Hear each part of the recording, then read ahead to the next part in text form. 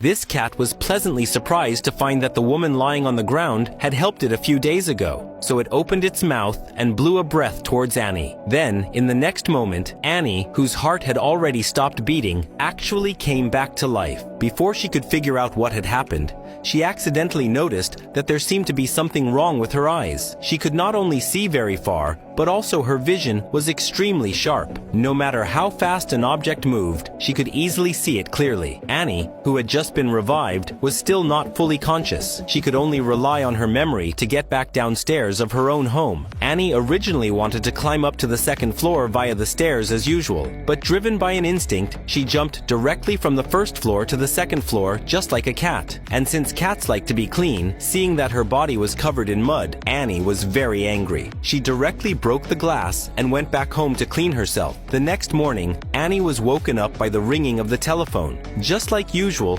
she wanted to get out of bed to answer it, but she fell off the shelf instead. Looking at the messy state of the room, Annie was very puzzled. Apparently, she had lost the memory of the previous night. However, she remembered that she had saved this cat before, so Annie sent the cat back home according to the address on its collar. The cat's owner was very shocked because this cat rarely got close to humans, and it was not an ordinary cat either. It came from an ancient temple in Egypt and was rumored to be the pet of the moon goddess, responsible for helping the goddess select kind and pure women to become her messengers. However, in this era, kind and pure women were already very rare, but Annie was one of them. In order to verify this guess, the cat's owner took out catnip and threw it to Annie.